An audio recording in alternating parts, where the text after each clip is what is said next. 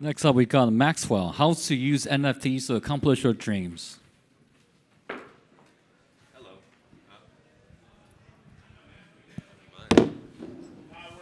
Oh, my bad. Hello. Good morning. Thank you all for being here today. I'm Max Lyman, aka Crypto Jesus, and I'm going to talk about how to use NFTs to accomplish your Web3 dreams. Maybe I should move to the podium. But anyway, I'm going to give a quick overview of NFTs for everyone in the room, because not everyone's at the same spot. But the main value proposition for NFTs for creators is this idea of secondary sales fees and proof of ownership. So let's say I was EA Sports, right? EA Sports, they sell a $60 video game, NFL games, whatever else. Kids will pay $60 for them. And if I'm that kid and I bought that game for $60 and I got sick of the game, I'm going to go to GameStop. I will maybe get $5 for the game and I'll go home. EA got none of that money, nor have they ever. And even if they did implement some sort of system, it'd be pretty hard to force someone to give you the funds from any sort of secondary sales on their video games. But the cool thing is, if they made that same NFL game an NFT, every time there was a secondary sale, every time that kid got sick of that game, they would get an instantaneous cut on that sale. It's completely up to them. They could get 10% of all secondary sales, 20%, 30%, 50%, 5%, right? But it opens up a completely new stream of revenue for all these companies, especially in the digital asset space, where you can make a video game an NFT pretty easily. For the user, what's the main value proposition? It's ownership, right? Now I have real ownership over this digital item. The question is, for me as a user, why do I want to own this item? And that should be the question for anyone out there who's looking to create their own NFT project. Why would someone want to own your NFT? What value proposition are you bringing to them? And ultimately, I think it comes down to a few factors. In my opinion, the best thing anyone in this space could do as a prospective creator is to build your brand. The really cool part about NFT Twitter and crypto Twitter is everyone's actually pretty friendly, pretty receptive. The best way to build your brand, in my opinion, where the most activity in this space is, where people get all their information on NFT collections they want to purchase, is Twitter. Me personally, I started working on NFT Twitter in September. I just completely removed myself from my comfort zone because I wanted to focus on building my brand. Ultimately, no one's going to care about your crypto project or your NFT if they don't even know about it, right? It doesn't matter how great your product is or how innovative your idea is or how amazing your prospective community could be. If no one knows about your product, no one will ever purchase it. So if you're an individual, a small person, you're looking to start your own NFT project, the best thing you can do is build your brand. Get onto Twitter. Get up into these Twitter spaces talking about NFTs. Just sit there, listen to the conversations for a little while. And when you're comfortable, request to speak. Get up there, start talking to random people, start making personal connections. The more personal connections you make, the more followers you will get in this space, the more credibility you will have. And there's nothing like a personal connection in any space, right? It's a great way to retain followers and to get people into your Discord. Discord's another amazing way to build and retain community. But ultimately, Discords are centralized. They are very closed.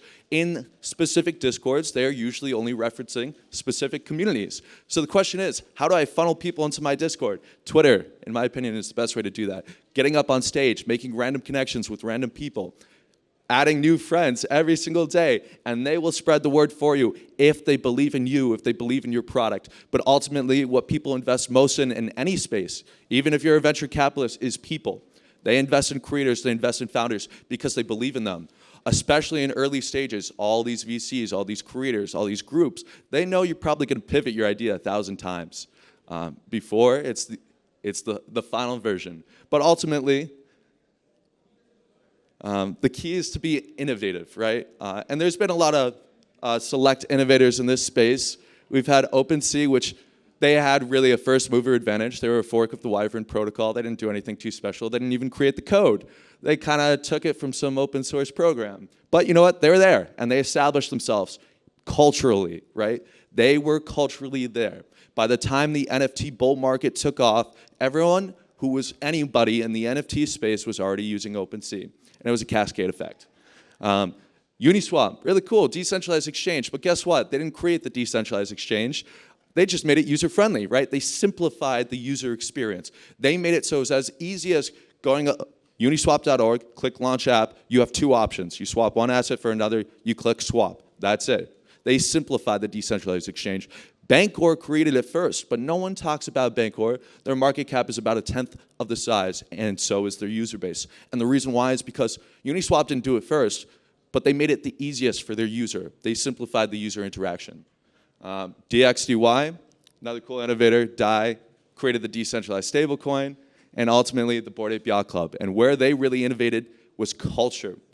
And innovation in culture. You see brands like Supreme, Nike, Adidas, all these brands, people are willing to pay thousands and thousands of dollars for shoes, t-shirts, just because of the clout, the culture associated with that brand. What is the value of culture?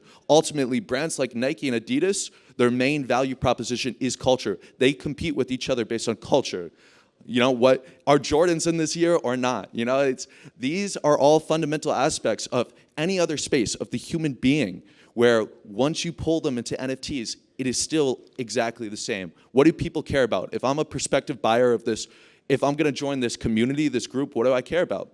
I care about the vibes in there, right? I care about the culture, I care about the people. I wanna be with people who are like me, people who I like to be around, people I enjoy. And a lot of people, you'd be surprised, in the NFT space, I'd say, if not our largest, but one of our largest groups is in the 30 to 60 age range.